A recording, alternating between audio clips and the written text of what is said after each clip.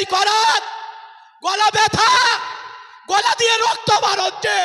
বিশ্বাস করুন, আমি ঠিক আছি, আমার ভোট ঠিক আছে, কিন্তু আমার বাংলার মানুষের জন্য আমার চিন্তা হচ্ছে এদেরকে ডিটেনশন ক্যাম্পে নিয়ে যাবে, কি করে সহ্য করব? অন্য ধর্মের মানুষকে আঘাত করার কথা বলে না, তাদেরকে বুকে জড়িয়ে নেবার কথা বলে। যে ধর্ম অন্য ধর্মকে আঘাত করার কথা বলে সেটা কখনো ধর্মই হতে পারে না, সে যে ধর্মই হোক না কেন, ইসলাম ধর্ম হোক, হিন্দু ধর্ম হোক, খ্রিস্টান ধর্ম হোক, এনি হাও, ঠিক কিনা? তাহলে এই ধর্মের নামে ভণ্ডামি করছে এই বিজেপি আর তার সহযোগী এই মুখ্যমন্ত্রী মমতা বন্দ্যোপাধ্যায়।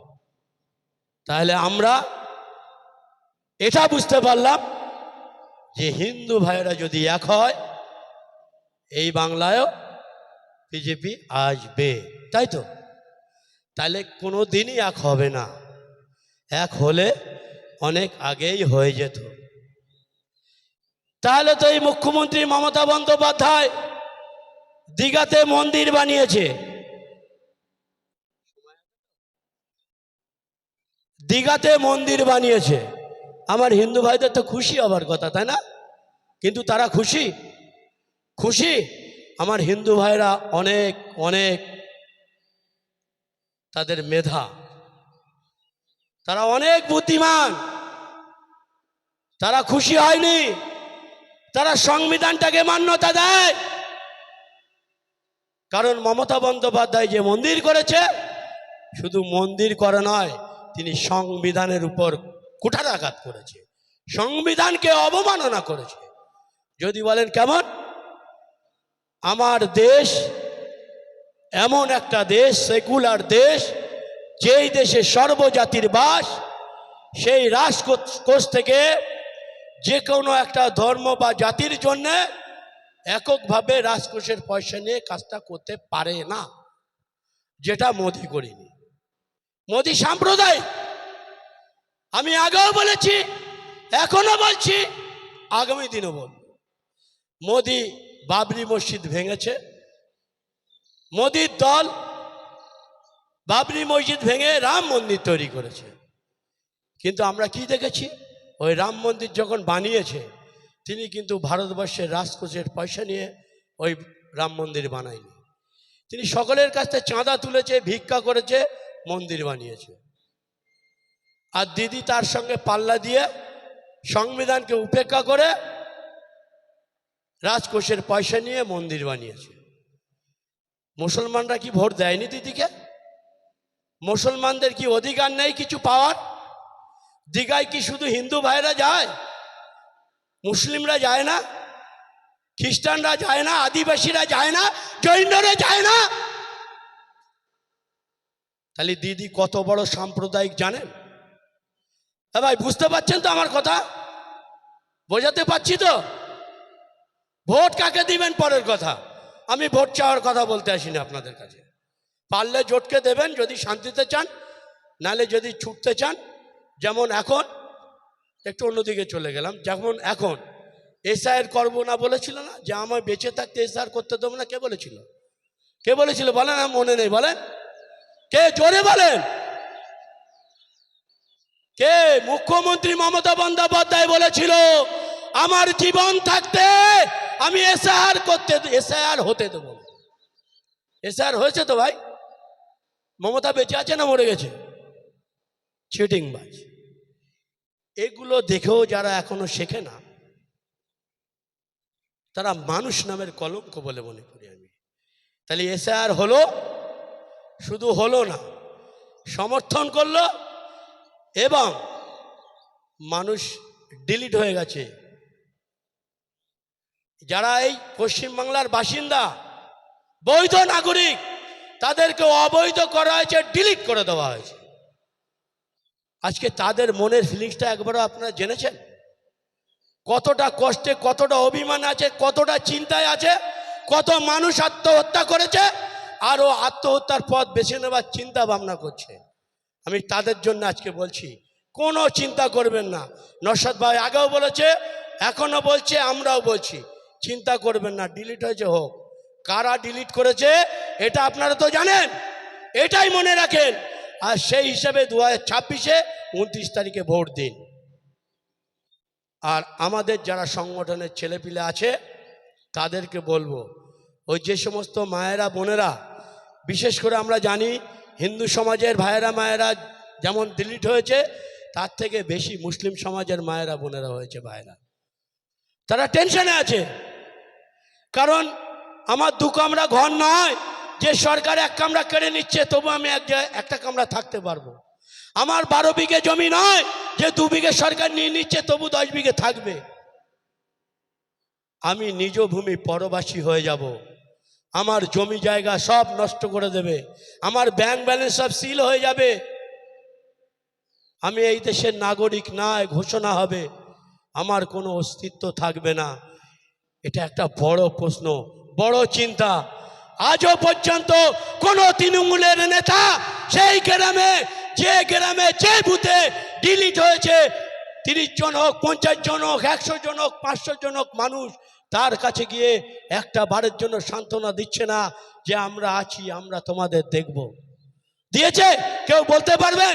এই তো খাসবালান্ডে আমি বলছি, কোন তৃণমূলের লোক, কোন নেতা, কোন নেত্রী যারা ডিলিট হয়েছে এখনো পর্যন্ত তাদের কাছে গেছে যে আমরা আছি?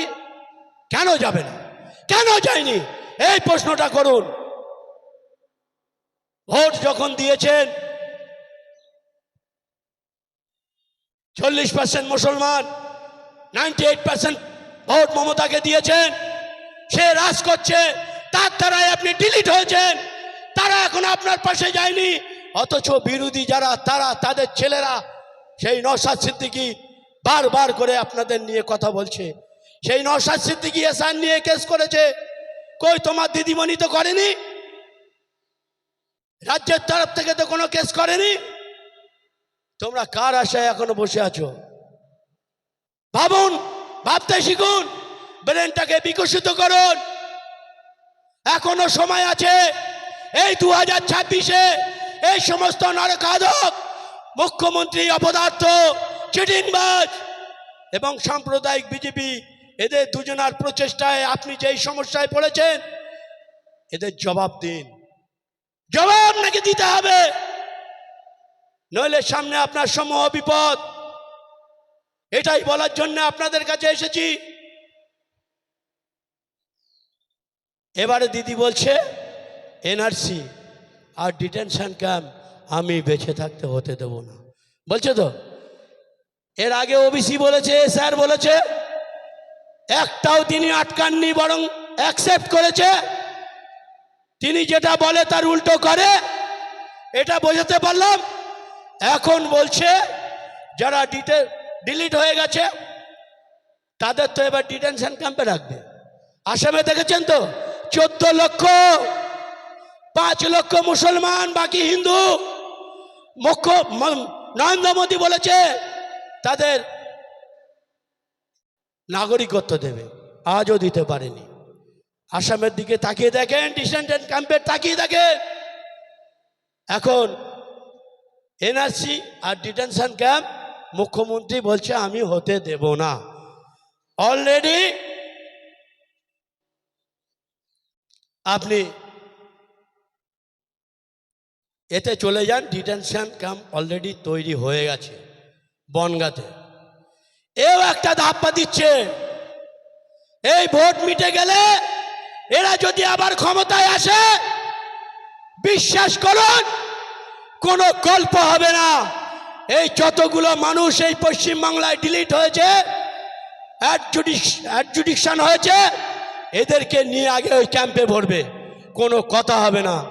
যখন আপনি হয়তো ঠিক আছেন, আপনার ভাইজি ডিলিট হয়ে গেছে, যখন পুলিশ এসে তুলে গাড়িতে করে ডিটেনশন ক্যাম্পে নিয়ে যাবে, আপনার বুকটা কি কাঁপবে না? আপনার মামাকে যখন তুলে নিয়ে যাবে, আপনার বুকটা কি তখন কাঁপবে না? স্ত্রীকে যখন তুলে নিয়ে যাবে, স্বামীর বুকটা কাঁপবে না? আপনার প্রতিবেশীকে যখন তুলে নিয়ে যাবে, আপনার বুকে কি কাঁপন ধরবে না? এটা ভাবুন। আপনি হয়তো ঠিক আছেন, এটা মাথায় রাখুন, আর মাথায় রেখে ভোট দিন। এবারে এই 2026 ইলেকশনে বিজেপি এবং তৃণমূল যেই ক্ষমতায় আসুক, যদি এদেরকে আনেন, আমি কথা দিয়ে যাচ্ছি আপনার বাংলায় কান্নার রোল পড়ে যাবে, যেমন আসামে দেখেছিলাম। কিচ্ছু করার থাকবে না। তখন এই ইমতিয়াজ ভাইয়ের মতো লোকের, পেয়াল ভাইয়ের মতো লোকের, নরসাদ ভাইয়ের মতো লোকের কিচ্ছু করার থাকবে না। আমরাও দাঁড়িয়ে দাঁড়িয়ে দেখবো, চোখে জল পড়বে আপনাদের আমাদের, কিন্তু কিচ্ছু করার থাকবে না। আপনারাই তো আপনাদের পায়ের কুড়ুল আপনারাই মেরেছেন। তাই কুড়ুল মারার আগে গলা ফাটাচ্ছি, ঘুম নেই করার, গলা ব্যথা, গলা দিয়ে রক্ত বার হচ্ছে। বিশ্বাস করুন, আমি ঠিক আছি, আমার ভোট ঠিক আছে, কিন্তু আমার বাংলার মানুষের জন্য আমার চিন্তা হচ্ছে। এদেরকে ডিটেনশন ক্যাম্পে নিয়ে যাবে, কি করে সহ্য করব? যেটা আসামে দেখেছি, চোখ দিয়ে অজরের জল পড়েছে, পানি পড়েছে। আর এর জন্য দায়ী এই নরখাদক রাক্ষসী মহিলা মুখ্যমন্ত্রী মমতা বন্দ্যোপাধ্যায় আর এই নরেন্দ্র মোদী। এদেরকে ক্ষমতায় আনবেন না, আনবেন না, আনবেন না। ভারতবর্ষ শেষ হয়ে যাবে, পশ্চিমবাংলা শেষ হয়ে যাবে, সাম্প্রদায়িক সম্প্রীতি নষ্ট হয়ে যাবে। বিশ্বাস করুন, নওশাদ সিদ্দিকীর উপর ভরসা করুন, বিশ্বাস করুন। গলা ব্যথা হয়ে যাচ্ছে, প্রতি জায়গায় বক্তব্য দিয়ে আর পাচ্ছি না। আপনার বুঝুন, বোঝার চেষ্টা করুন। সামনে আমাদের সমূহ বিপদ। না হিন্দু সুরক্ষিত থাকবে, না মুসলিম সুরক্ষিত থাকবে, না আদিবাসী সুরক্ষিত থাকবে। আমি আপনি কেউ সুরক্ষিত থাকবো না।